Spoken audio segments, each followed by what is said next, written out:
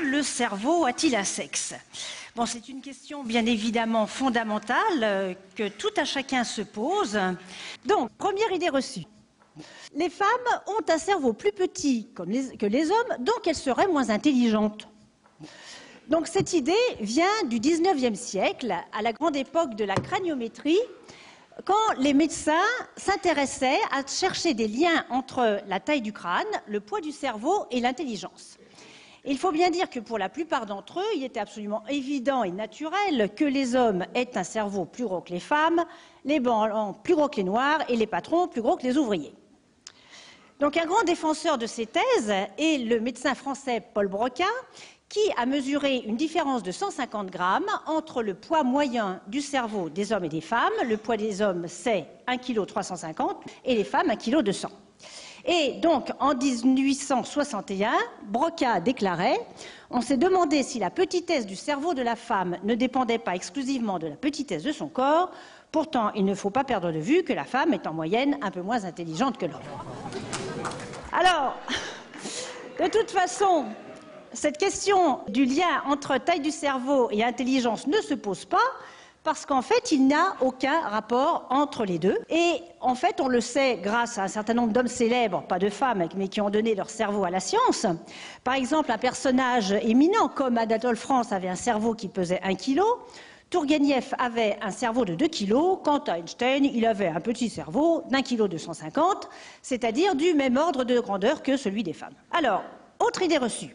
Les femmes sont douées pour faire plusieurs choses à la fois, car la communication entre les hémisphères de leur cerveau est plus développée que chez les hommes. On sait bien, elles sont multitâches. Cette idée vient d'une étude qui a été publiée en 1882 sur 20 cerveaux conservés dans le formol et qui montrait que le corps calleux, c'est-à-dire ce qui est entouré de rouge, c'est-à-dire un faisceau de fibres qui relie les deux hémisphères cérébraux, ce corps calleux était plus épais chez les femmes que chez les hommes, d'où peut-être une meilleure communication. Or, depuis 1982, beaucoup de choses se sont passées, beaucoup de technologies nouvelles sont arrivées, et en particulier les nouvelles techniques d'imagerie cérébrale comme l'IRM, qui enfin désormais permettent de réaliser un rêve, c'est-à-dire d'étudier un cerveau vivant et non plus un cerveau dans le formol. Et si on rassemble l'ensemble des études faites sur le corps calleux depuis que l'IRM est arrivé, on s'aperçoit qu'il n'y a pas de différence entre les hommes et les femmes dans l'épaisseur du corps calleux. Encore une autre idée reçue, les femmes sont douées pour le langage car elles utilisent leurs deux hémisphères pour parler. On cherche aussi d'où ça vient d'une étude qui a été publiée en 1994 et qui, c'est une étude en IRM pendant un test de langage et qui montrait que les hommes, dans ce test, activaient un hémisphère et les femmes activaient les deux. Donc cette étude qui avait été réalisée sur 19 hommes et femmes a intrigué de nombreux chercheurs qui ont cherché à reproduire ce résultat. Et donc, si maintenant on rassemble l'ensemble des études qui ont été publiées entre 1995 et 2009, avec cette fois-ci au total 700 hommes et femmes testés, on s'aperçoit que, statistiquement parlant, il n'y a pas de différence entre les hommes et les femmes dans la répartition des aires du langage. Et en fait, lorsqu'un grand nombre de sujets est analysé, les différences entre les sexes, finalement, disparaissent. Nous allons voir pourquoi. Prenons cet exemple d'une étude en IRM où on a demandé à des sujets de faire un calcul mental qu'ils ont tous aussi bien réussi. On peut donc observer que dans le groupe de femmes, il existe en fait une grande variabilité dans la répartition des zones du cerveau qui sont activées pendant ce calcul. Et cette variabilité se retrouve également dans le groupe des hommes. Finalement, pour arriver à un même score dans le calcul mental, chaque individu a sa propre façon d'activer son cerveau, ce qui correspond à autant de stratégies différentes pour arriver à faire le calcul mental. Et donc, en conséquence, la variabilité qu'on peut observer entre les individus d'un même sexe égale ou dépasse la variabilité entre les sexes. Encore une autre idée reçue, les différences d'aptitude mentale entre les sexes auraient une origine biologique. Il existe en effet un certain nombre de tests où les femmes sont réputées meilleures. Il s'agit par exemple de tests de perception visuelle des détails, où là, dans ce test, il faut reconnaître 2 maisons idotiques. Et les femmes sont également meilleures dans des tests de fluence verbale, où il faut énoncer un maximum de mots commençant par une même lettre. Tout ça, c'est quand même pas très compliqué. Bref, quant aux hommes, ils sont meilleurs, ou réputés meilleurs en tout cas, dans des tests de rotation mentale d'un objet dans les 3 dimensions de l'espace. Ils sont également meilleurs pour viser une cible. Donc, réfléchissons à la signification de ces différences de performance. On peut se poser la question, sont-elles innées ou sont-elles acquises? En fait, on notera que les différences en question ne sont détectables qu'à partir de l'adolescence et que de plus, elles disparaissent avec l'apprentissage. Donc, on peut supposer que l'éducation et la culture jouent un rôle important dans l'émergence de ces différences. Il existe aussi un facteur important qui est celui du contexte dans lequel s'effectuent les fameux tests. On va reprendre ce fameux test-là donc de rotation mentale en 3 dimensions où il faut dire si les objets présentés sont les mêmes ou bien s'ils sont différents.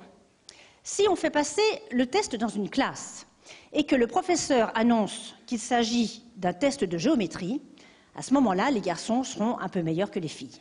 Mais si, au préalable, le professeur annonce qu'il s'agit d'un test de dessin, à ce moment-là, garçons et filles auront les mêmes scores.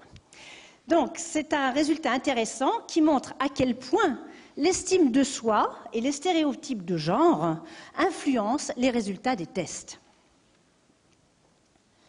Alors, encore un autre exemple, celui des écarts de performance en mathématiques entre les filles et les garçons aux États-Unis. Une grande enquête statistique portant sur 10 millions d'élèves en 1990 avait montré qu'en moyenne, les garçons étaient un peu meilleurs que les filles dans les tests de maths. Et certains avaient interprété ce résultat en disant que c'était parce que les filles n'avaient pas un cerveau fait pour faire des maths. Mais la même enquête qui a été commanditée cette fois-ci en 2008, cette fois-ci montre des scores équivalents pour les garçons et pour les filles. Donc en 20 ans, on a eu une disparition des différences de performance en maths entre les garçons et les filles, ce qui montre bien que c'est l'éducation et non pas la biologie qui explique ces différences de score. Alors maintenant, on va se poser la question, comment est-ce que l'éducation agit sur le cerveau ? Notre cerveau humain est constitué de 100 milliards de neurones qui sont reliés entre eux grâce à des connexions qui sont au nombre d'1 million de milliards. Or, 90% de ces connexions se fabriquent après la naissance. Et c'est précisément sur la façon dont ces connexions vont se faire et tous ces réseaux de neurones vont se fabriquer que l'éducation et la culture vont jouer un rôle très important. Premier exemple, le cerveau des pianistes professionnels, bon, c'est aussi valable pour les violonistes, je vous rassure. On peut observer en IRM chez ces personnes un épaississement des régions cérébrales qui contrôlent la coordination des doigts ainsi que l'audition. En fait, ce phénomène d'épaississement est dû à la fabrication de connexions entre les neurones supplémentaires et en plus, il est proportionnel au temps consacré à l'apprentissage du piano pendant l'enfance. Et on utilise le terme de plasticité cérébrale pour décrire cette capacité du cerveau finalement à se façonner en fonction de l'expérience vécue. Autre exemple de plasticité cérébrale à l'âge adulte. On prend des jeunes étudiants d'une vingtaine d'années et on leur demande d'apprendre à jongler avec 3 balles. Et en seulement 3 mois, on retrouve ce phénomène d'épaississement du cortex dans les régions qui contrôlent la coordination motrice et la vision. Donc, ce qui est intéressant en plus dans cette expérience, c'est que si les étudiants cessent de s'entraîner à jongler, finalement, les régions qui étaient épaissies auparavant vont rétrécir. Et alors, encore plus fort, on a fait cette expérience chez des personnes un peu plus âgées, d'une 60aine d'années, et on retrouve le même phénomène d'épaississement que chez les jeunes. Donc c'est quand même assez rassurant, hein, ça montre bien que la plasticité cérébrale persiste avec l'âge. Donc là, nous avons un exemple absolument extraordinaire de plasticité cérébrale. Il s'agit d'un homme de 44 ans, marié, père de 2 enfants, menant une vie professionnelle totalement normale, qui souffrait d'une légère faiblesse de la jambe. Bon. On lui a donc fait un examen IRM et, oh surprise, on s'est rendu compte que son crâne était essentiellement rempli de liquide et que le cerveau était réduit à une mince couche aplatie sur les parois du crâne. On lui a donc posé des questions. Et en fait, cette personne souffrait à la naissance d'hydrocéphalie.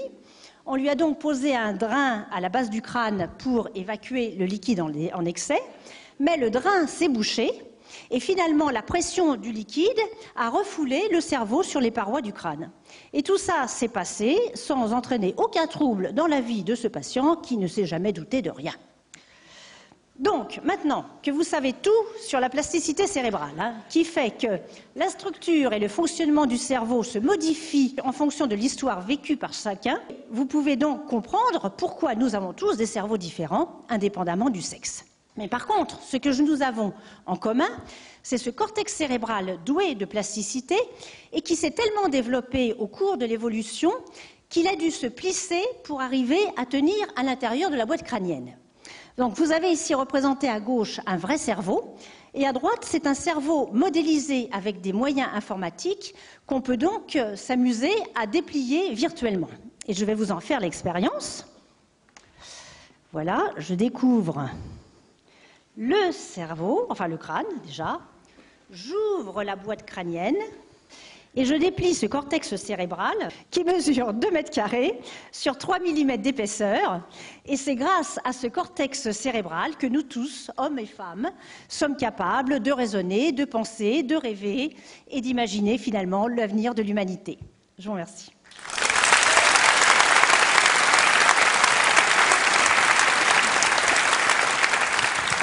Merci.